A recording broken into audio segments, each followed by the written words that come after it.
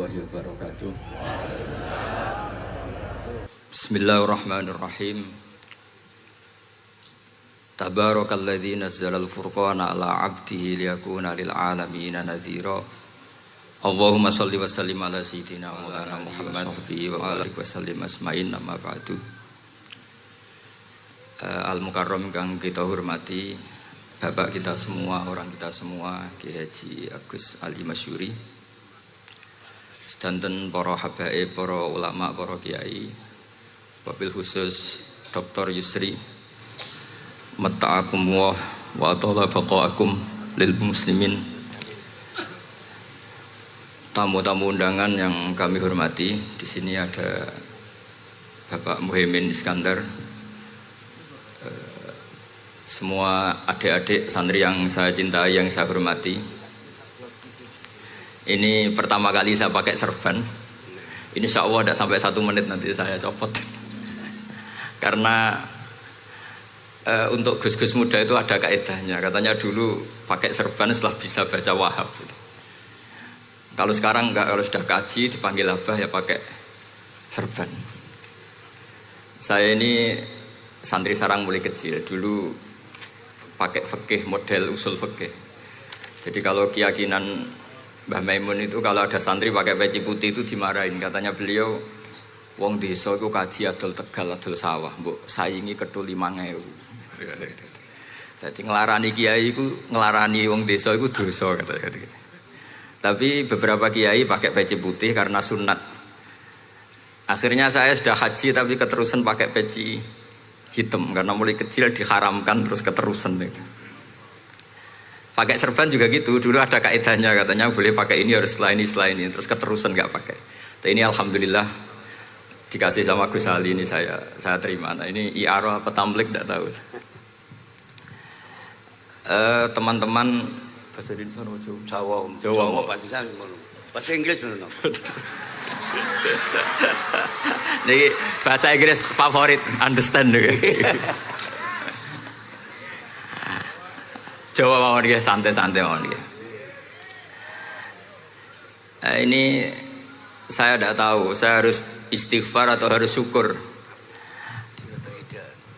Karena kenapa saya berpikir ini kalau butuh istighfar nopo syukur, mergi termasuk yang paling saya hindari itu acara seperti ini. Cuma ada 2% pengecualian, yaitu guru, keluarga, temannya bapak. Ini Gus Ali termasuk masuk kategori temannya Bapak. Saya itu berkali-kali diundang acara publik itu tidak pernah mau.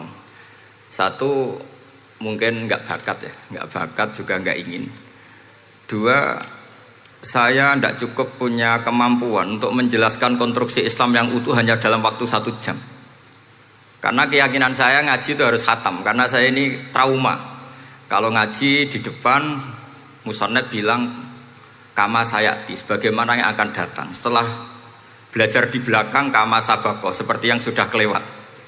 Sehingga gara-gara itu saya kalau sinau itu khatam dari min awali hatta akhiri. Karena yang satu di depan kama sayati, setelah di belakang kama sabako apa kama takotan.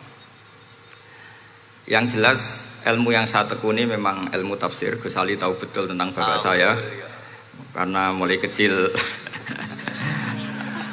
saya ini menangi beliau belum tenar-tenar amat, sampai sangat tenar, mungkin sampai langit kayak khawatir. Begini, dulu saya di sarang itu pernah rois takrib, rois fathul mu'in.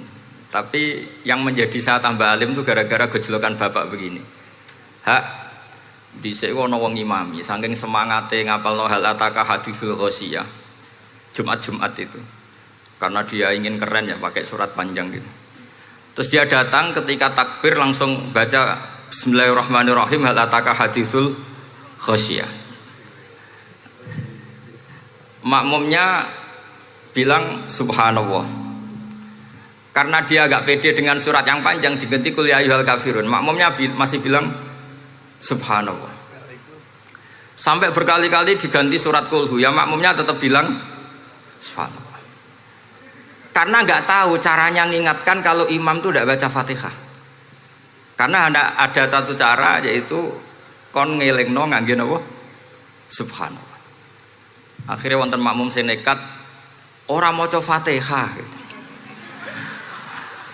Nah, pertanyaan bapak saya, kamu harus berani ijtihad, merubah hanya satu pakem, mengingatkan imam tuh pakai subhanallah. Karena kalau kasus seperti ini nggak cukup diingatkan subhanallah. Niki adik-adik, kira-kira batal mboten ngelingno imam muni ora maca Fatihah. Kalau sampean bilang batal berarti nggak ada solusinya. Kalau bilang sah itu beberapa kalimat yang dalam pakem sholat itu napa? Membatalkan. Sampean milih batal apa enggak? Enggak polling saja kayak pemilu. Sampai saya tuh cari-cari, akhirnya ketemu juga di kitab Mizan Kubro diterangkan oleh Imam Malik bahwa kalamul musolli, musolli itu ngomong, kalau itu manfaat, tapi jangan ditiru loh ya, dan darurat, ya, dan darurat, maka itu boleh dan tidak membatalkan sholat. Misalnya imam sholat kemudian di bawahnya ada bom atau ada ular kobra, kalau nggak ada cara ya mau tidak mau harus diingatkan pakai kalimat, karena kalau subhanallah tok nanti gonta-ganti surat saja. Tahu-tahu mati dipatok ular apa? Kobra. Sehingga dari gejolokan-gejolokan seperti itu akhirnya saya berpikir, sampai saya nyari kitab-kitab Al-Madzhabul Arba'ah, karena memang nggak cukup. Terus pertanyaan kedua kata bapak saya tentang tradisi, misalnya orang-orang kampung kalau bikin batu bata itu dari tanah, kemudian kadang makjunun bisirjin, kadang dicampur dengan apa? Sirjin. Nggak usah diterjemah, ini sambil latihan bahasa Arab katanya. Masa pondok internasional nggak bisa bahasa Inggris sama bahasa Arab? Makjun ya. Ternyata mazhab Syafi'iyahnya membolehkan atau nganggap alatut thaharah itu dua, al-ma' wa turab. Tapi ternyata dalam mazhab Hanafi termasuk alatut tathhir atau alatut thaharah itu an-nar, yaitu api. Alasan Abu Hanifah, orang mukmin yang banyak dosanya itu untuk masuk surga itu disucikan dulu di neraka. Artinya an-nar itu al-mutahhirah. Nar itu gunanya mensucikan. Sehingga batu bata karena sudah mengalami proses dibakar, maka berarti suci meskipun makjunun bisirjin. Ya tapi jangan pakai tayamum, pakai apa? Nah, jadi kalau anda mandi junub atau nggak punya wudhu, kalau nggak ada turab sama apa air, ada solusinya, yaitu wudhu pakai nar. Tapi itu jelas haram itu kalau itu, karena nggak mungkin nggak ada turab, itu nggak mungkin. Sehingga ini penting, gejolokan-gejolokan para ulama, para guru ini penting, karena ternyata para nabi itu menjadi pinter itu ya karena digojlok pangeran. Saya punya sekian contoh di kitab-kitab para wali.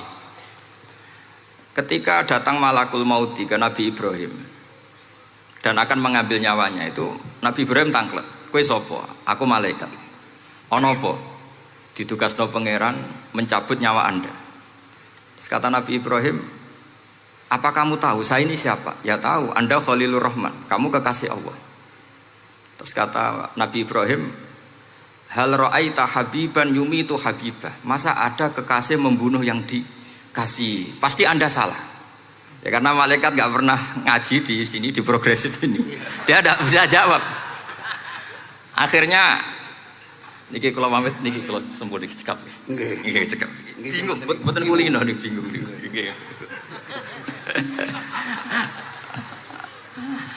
Akhirnya malaikatnya matur malih teng pangeran. Ya Allah, kata Nabi Ibrahim logikanya begini, wahal ra'aita habiban yumitu habibah. Mosok kekasih kok dipateni kekasih.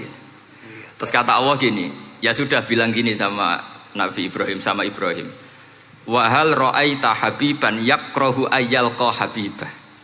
Mosok kekasih kok ora siap ketemu sing dikasih. Akhirnya Israel datang lagi, balik mana? Gini logikanya dibalik sekarang begini gitu. Wahal ra'aita habiban yakrahu ayyalqa habibah. Terus Ibrahim bilang oke ya, nggak masalah, sudah. Artinya apa? Kita ini diajari satu logika. Logika apa saja? Ini Allah. Sehingga ya memang normalnya hidup tuh cerdas. Kata Ghazali, cerdas nyikapi apa? Realitas. Ini penting saya utarakan. Saya punya sekian contoh kecerdasan para nabi. saya berkali-kali cerita, nabi yang sezaman itu sebetulnya 3, tapi yang ilmunya level itu hanya 2. Karena ada yang sezaman yaitu Ibrahim dan Lut. Tentu tidak level karena Nabi Lut itu pernah keponakan Nabi siapa? Ibrahim. Kedua Nabi Musa dan Nabi Harun. Tapi ini juga agak level karena Nabi Harun jadinya Nabi itu karena proposal Nabi Musa. Jadi proposal mulai dulu ya ada. Nah, Nabi Musa kita tahu adalah al-sak. Al-sak itu kalau ngendikan itu lesannya agak cedul ya. Cedul. Ini nanya jajar ke sana. Jadi kalau nggak bisa tanya ya. Bahasa Arabnya pokoknya al-sak, cedul ya. Cedul. Karena masyhur ya kita tahu cerita itu Musa yang kecil itu sebeling. Jadi nak digendong Fir'aun itu dijabuti jenggote. Padahal masih kecil. Sesuai Fir'aun curiga dasar Bani Israel. Lama-lama dia memutuskan sepatah ini aja ini jelas darah-darah Israel. Kita tahu Fir'aun adalah orang Kipti, orang Mesir.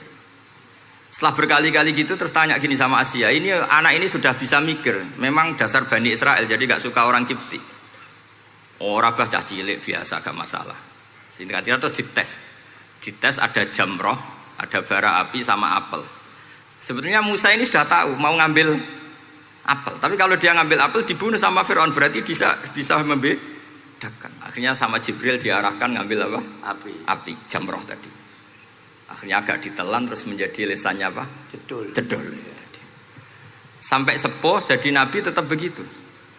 Makanya beliau ngendikan Rabbi syrahli sadri wa yassirli amri wahlul 'uqdatam min lisani yafqahu qawli. Terus proposalnya itu tadi waj'alli waziram min ahli Haruna akhi. Sebagian ayat lebih jelas lagi yaitu wa akhi Harun huwa afsahu minni lisanan fa arsilhu ma'iyya rid ayyusaddiqun. Jadi dan saudara saya Harun lebih fasih berbicara daripada saya. Jadi kualitas ilmiahnya bagus Musa tapi jubirnya itu Harun. Ya kira-kira gak Balim dulu ya? Iya Balim. Ya. Jadi ini saya jubirnya Gus Ali, saya Harun, ini Musa. Maksudnya kaya karena sudah ada nabi. Singkat cerita, karena Musa itu agak alsak, sehingga Harun ini ya nggak levelnya. Padahal sezaman, sehingga ya nggak pernah bantah-bantahan, nggak pernah adu argumen. Yang benar-benar nabi sezaman dan kemudian sering adu argumen adalah Isa dan Yahya. Kita tahu umurnya ya imbang, kualitas al-mazaya wal wa'il juga imbang. Nabi Isa kita tahu wa yukallimun nasa fil mahdi wa kahla. Mulai kecil bisa ngendikan, ya sudah pinter. Nabi Yahya kita tahu ya Yahya khudil kitaba biquwah wa atainaul hukma sabiyya. Jadi sama-sama pinter. Wa hananan min ladunna wa zakah wa kana taqiyya. Itu dua beliau ini menjadi satu manhaj besar dalam Islam. Itu kalau main ke salah satu kampung, itu Nabi Isa tanyanya aneh. Aina syirarun nas? Orang-orang yang jelek-jelek itu di mana? Orang-orang fasik itu rumahnya mana? Kalau Nabi Yahya tanya, aina khiyarun nas? Orang-orang baik itu di mana? Akhirnya dua beliau ini saling berargumentasi. Kenapa kamu tanya aina syirarun nas? Terus Nabi Isa katanya, lah kenapa kamu tanya aina khiyarun nas? Terus kata Nabi Yahya, enak kancanan wong soleh, gak ruwet kan. Kancanan wong soleh itu kan enak, gak dibodoni, gak ruwet. Pemenang kancanan wong mati, sering bodoni gitu. Masyhur itu cerita Gus Dur, Gus kenapa sering ziarah? Kancanan wong urip sumpek. Iya. Wong mati gak tau bejo. Wong mati gak tau bejo. Ini teman ziarahnya Bapak. Wong mati gak tau bejo. Ya. Itu ya ini santai-santai saja, rileks saja. Karena saya sudah tahu mau ngomong apa. Nanti kalau ingin serius ya ngaji sama saya, harus khatam biar enggak jadi korban kama sayati sama kama takodam. Akhirnya Nabi Yahya gantian tanya, kenapa kamu tanya aina syirarun nas? Itu masyhur beliau. Ini dalam kitab Tabaqatul Asfiya karangan Abu Nu'aim Al-Asfihani. Riwayat Sufyan bin Uyainah, gurunya Imam Syafi'i. Jawabnya Nabi Isa unik. Ana an-nabiyyu, saya ini nabi. Biman zilatit tabib. Nabi itu ibarat dokter. Udawil mardo. Di mana-mana dokter itu cari orang sakit. Makanya di NU itu banyak kiai-kiai yang nangani orang-orang fasik. dakwah ning gone wong nakal-nakal itu ya ada khazanahnya, asal gak keterusan katut gitu saja. Jadi kalau kamu niru Gus Mek itu sebenarnya konsepnya satu, asal ada bukti jadi wali dan tidak katut. Kalau ndak ya sudah usah. Gak usah wae kata Gus Ali sudah. Kalau gak kelasnya jangan. Sehingga dua beliau itu jadi khazanah besar. Misalnya Anda jadi kiai di daerah-daerah yang Islamnya sudah maju. Mungkin Anda ini hanya mendapat fasilitas dari Islam. Makanya saya sendiri secara pribadi, misalnya kecelok pinter, tah ranking, tah juara musabaqah tilawatil Quran, kadang dari sekian prestasiku untuk umroh mendapat. Karena kita punya prestasi di daerah yang prestis. Sementara teman-teman kita, makanya ini kalau ada santri progresif yang nggak pinter, tak kasih ijazah, tak kasih support. Barokahnya tidak pinter, akhirnya hidup di daerah tertinggal. Barokahnya hidup di daerah tertinggal, Anda muassisul ma'had, Anda muassisul masjid. Sing prestasi hanya mendapat dari negara, yang tertinggal malah memberi kontribusi. Akhirnya apa? Lama-lama ini yang prestasi coro Jawa ngatok tomak. Saya dapat apa? Sementara yang di desa tertinggal saya bisa memberi apa? Sehingga Allah bikin wong bodoh itu ada rencana besar itu kira. Jadi mau orang bodoh itu gak ada orang-orang santri yang hidup di daerah-daerah apa? Tertinggal. Men golek prestasi, golek umroh. Terus ambisi ngimami Masjid Haram barang. Terus kapan dakwahnya? Karena yang diburu itu mendapat, bukan memberi. Ini bahaya sekali bagi Islam. Sehingga tradisi guru-guru kita, nah santri pinter yo dilem, santri bodoh yo dilem, santri bulet yo dilem, santri setengah bulet ya dilem, kabeh kawulane pangeran. Kok ana hikmahe dhewe-dhewe kata gitu. Tapi ini bukan justifikasi atau melegitimasi kenakalan anak-anak Anda. Ini mau cerita ilmiah. Kemudian ada perdebatan lagi. Dan ini nanti terusannya adalah al-ulama warasatul anbiya. Sayyid Abdul Al-Haddad itu masyhur. Kalau ada orang sowan ditanya, kiaimu nak mulang tau nangis? Mboten nate. Lereni ngaji wek wong ngono iku. Atine atos gitu. Tapi Abdul Hasan Asyadzili kalau ada orang tamu tanya, kiaimu nak mulang tau guyu? Mboten nate. Lereni wong ra iso syukur gitu. Jadi ini dua kutub besar. Siapa yang enggak tahu kewalian Abdul Hasan Asyadzili? Siapa yang enggak tahu kewalian Sayyid Abdul Al-Haddad?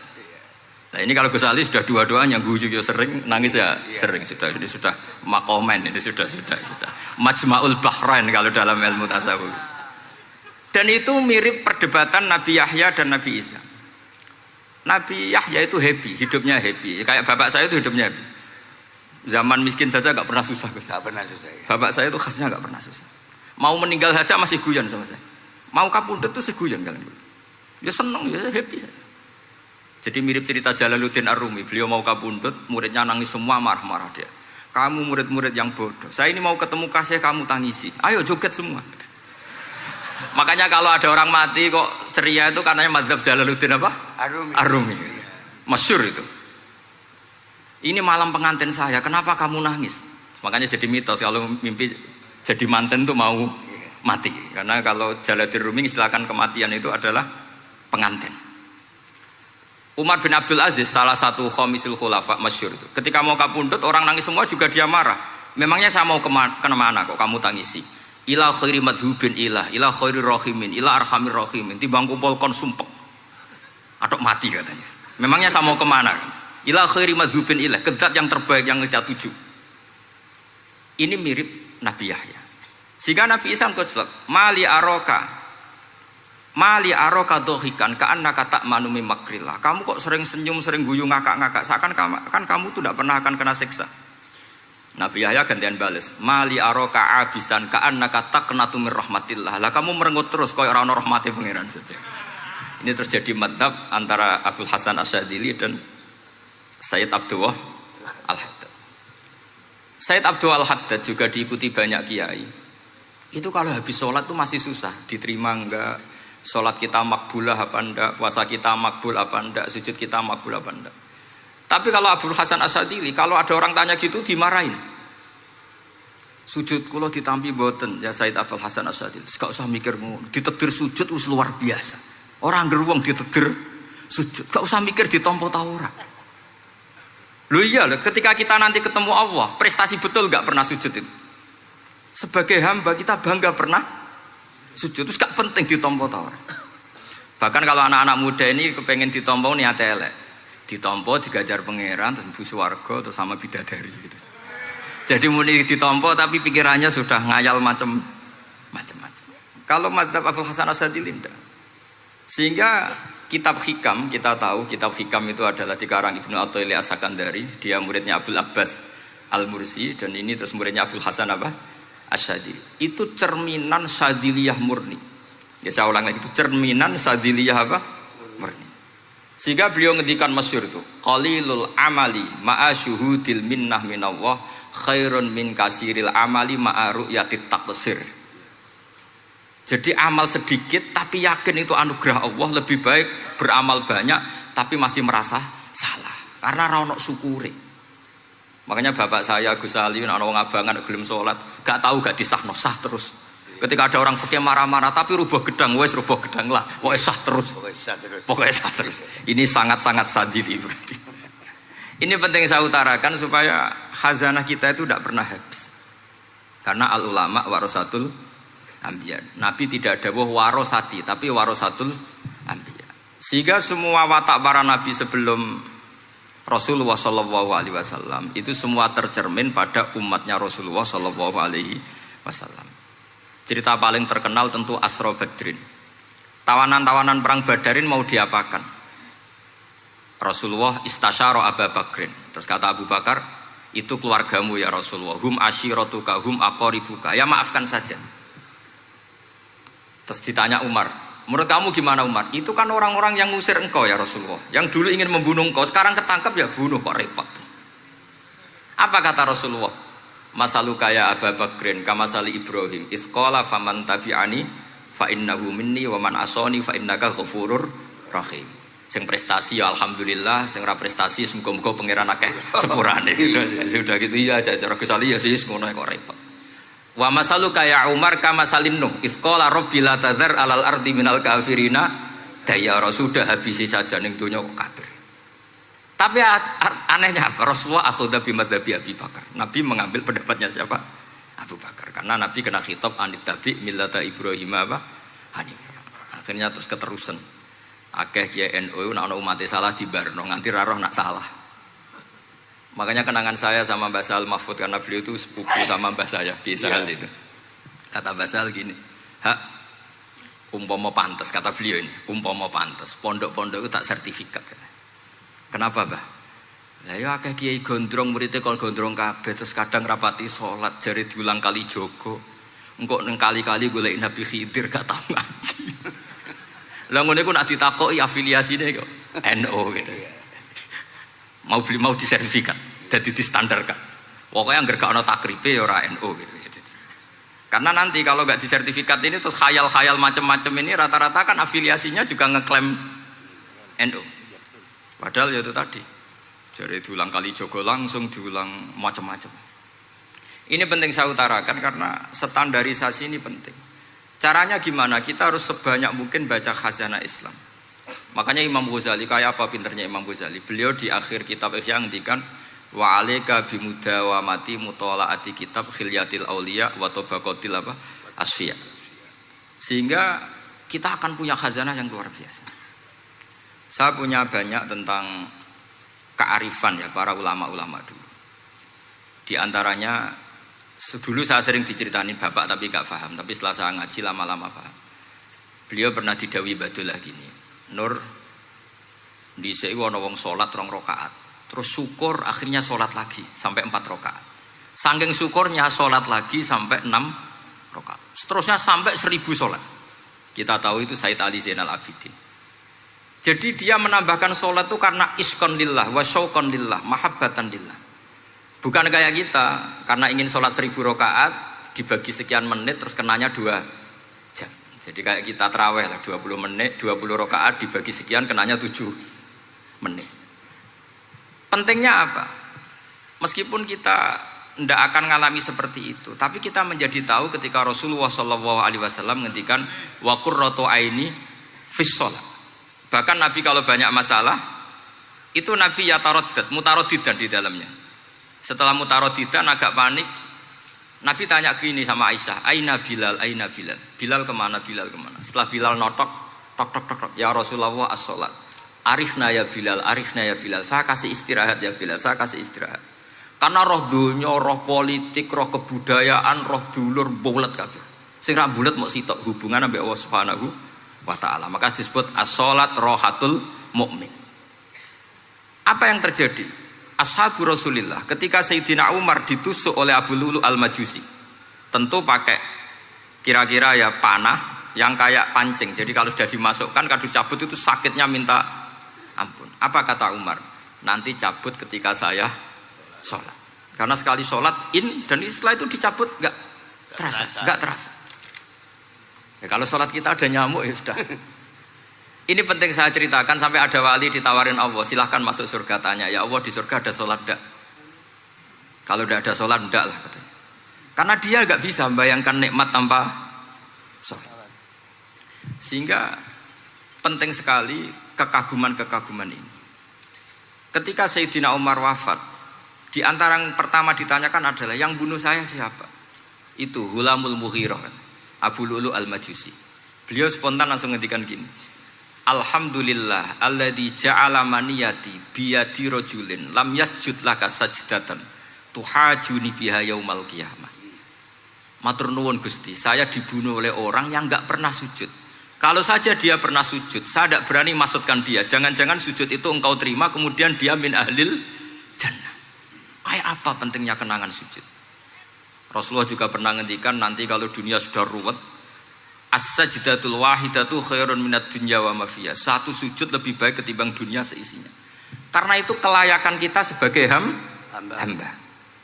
Makanya Abu Hasan Asadili ngendikan, sudahlah kafal amilina jazaan an radiyaka laka ahlan. Sudah ditakdir ngamal sudah harus syukur. Kok mikir ditompo ta ora usah, gak penting.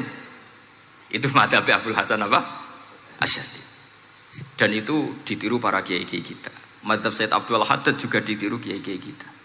Sehingga sedekah Rasulullah ketika ngendikan al ulama warasatul anbiya. Ini penting saya utarakan karena khazanah kita biar tetap kaya. Makanya masyhur dalam Manaqibul Ghazali kita tahu Imam Ghazali itu orang yang luar biasa, pengarang Ihya. Saya punya banyak karangan beliau, Al-Arba'in Al-Usul. Tapi yang paling saya cintai tentu Ihya, kitab Mustasfa, kitab Qawaid Fikih itu Usulul Fikih. Manaqibul Ghazali adalah Rasulullah pernah jejer Nabi Musa. Terus Rasulullah ngendikan ulama ummati ka anbiya'i Bani Israel. Terus kata Nabi Musa, yang benar saja, masa ulama kok kapasitasnya kayak Nabi, apapun hebatnya itu enggak mungkin lah kapasitasnya kayak Nabi. Terus kata Rasulullah, ya sudah buktikan saja. Terus dipanggillah Imam Ghazali. Ketika dipanggil, ini katanya Ghazali katanya. Ditanya sama Nabi Musa, siapa namamu? Ana Muhammad bin Muhammad al-Ghazali at-Tusi asy-Syafi'i. Mau jawabnya panjang. Terus kata Nabi Musa, kecangkeman gitu, cara Jawa itu kecangkeman, ditakoki jeneng kok jawabnya kakean. Terus kata Imam Ghazali, ya lumayan saya. Jenengan ditanya Allah sing ya alamus sirra wa akhfa saja jawabnya kelebihan katanya. Apa itu kata Nabi Musa? Wa ma tilka bi yaminika ya Musa. Qala ya asaya atawakkau 'alaiha wa ahusyu biha 'ala ghanami wa liya fiha ma'aribu ukhra. Jadi Nabi Musa ditanya, sing mbok gawa iku apa ta? Ini tongkat saya, tak pakai ini, tak pakai ini, tak pakai ini. Jadi masih banyak kelebihan jenengan di bawah saya. Akhirnya fa'aqarra Nabi Musa ini ikrar bahwa benar-benar ulama Rasulillah itu keambiyai Bani apa? Israel. Jadi khazanah-khazanah kecerdasan gini ini penting. Sehingga ketika ada kemacetan fikih, ada kejumudan fikih, tugas kita adalah memecahkan kejumudan itu. Misalnya begini, ini yang sering dilakukan bapak saya dan Gus Ali. Kancanan wong fasik hukumnya piye? Ya ora oleh, wong kok kancanan wong fasik. Tapi kalau dibalik, bina wong fasik boleh ndak? Boleh. Syaratnya bina kudu ngancani. Jadi dibelokkan gitu aja sudah rubah. Hadza huwal fiqh. Yang dikatakan fikih ya seperti ini. Tapi orang-orang yang enggak ngerti detailnya fikih, apalagi usul fikih, fikih itu menjadi rumit. Makanya ahli sunnah itu luar biasa. Ada orang mati karena narkoba atau karena apa itu? Oplosan. Itu kiai cokre. Itu kiai alim biasa datang. Itu ya biasa mempersaksikan, nggih mayite sae nggih. Nggih. Padahal orang itu enggak percaya ini orang mati cokre kok apa? Sae. Padahal dia di kiainya bilang gini, wis sae saiki wis iso nakal katanya. Maksudnya saya sudah mengakhiri semua kenakalannya lewat apa? Lewat kematian tadi. Karena itu doa Rasulullah. Rasulullah itu kalau ngedikan itu luar biasa. Allahumma ij'alil hayata ziyadatan li fi kulli khairin wal mauta rohatan li min kulli syarrin. Ya Allah, jadikan hidup ini ziyadatan li fi kulli khairin. Jadi anggap saja kalau hidup itu berarti potensi tambah baik. Anggap saja kalau mati itu akhir dari segala keburukan. Berarti orang cukri ini mati itu baik apa buruk? Baik, karena dia sudah tidak bisa buruk lagi. Makanya saya. Nah ini khazanah yang luar biasa. Karena tadi kematian adalah ar-rohah min kulli apa? Syarrin. Nah ini sesi kedua, mungkin ini tinggal seperempat jam atau setengah jam. Saya ini karena biasa ngomong lama. Saya mau menerangkan kalimat tauhid. Ini penting sekali. Kalimat tauhid itu kata Ibnul Qayyim Al-Jauziyah dalam kitab Zadul Ma'ad. Ini kitab kesayangan Sayyid Abdul Al-Haddad. Sampai beliau ngendikan, ya letani minha iddatan nusakhin li uhdiyaha ila tullab. Semoga saya punya naskah banyak yang mau saya hadiahkan ke santri-santri. Saking pentingnya kitab apa Zadul Qayyim. Itu beliau mengartikan la ilaha illallah itu luar biasa. Kalimat ini adalah kalimat super. Allah bikin surga juga demi kalimat ini. Siapa yang menerima kalimat ini maka masuk surga. Yang menolak kalimat ini maka dimasukkan neraka. Kita tahu neraka itu kalau ada batu dicemplung itu sampai ke bawah itu nunggu 70 tahun. Kayak apa kedalamannya? Bego siapa saja tidak akan bisa itu bikin apa? Neraka. Karena kalau batu dijatuhkan nunggu 70 tahun itu sampai kok riha. Itu dibikin juga untuk orang yang menolak la ilaha illallah. Kemudian karena manusia butuh latihan, dibikinlah langit dan bumi supaya didiami manusia untuk menerima konsep la ilaha illallah. Karena manusia butuh pelatih, diutuslah para rasul untuk melatih la ilaha illallah. Dan kalimat ini andaikan ada orang kafir 70 tahun, kemudian dia melafadzkan la ilaha illallah Muhammadur Rasulullah, maka semua kekafirannya dihilang. Maka santri-santri yang aswaja ini harus yakin, ia adalah kalimatun dakhala bihal kafiru al-islam. Ini kalimat yang orang kafir 70 tahun saja menjadi muslim. Tapi sekarang banyak gerakan dengan kalimat yang sama malah orang Islam menjadi kafir. Itu kira-kira kelompok aneh nopo boten. Hanya karena la ilaha illallah banyak kelipatok dihukumi kafir. Gara-gara la ilaha illallah pitung dino diarani kafir. Wong kalimat ini sing kafir wae dadi mukmin. Sekarang dengan kalimat yang sama yang mukmin jadi ini apa-apaan, kira-kira gitu. Cara madzhab ini apa-apaan. Ini penting saya utarakan. Jadi kepastian tauhid. Ngendikane pangeran kul lil ladzina kafaru iyantahu yughfar lahum ma qad salaf.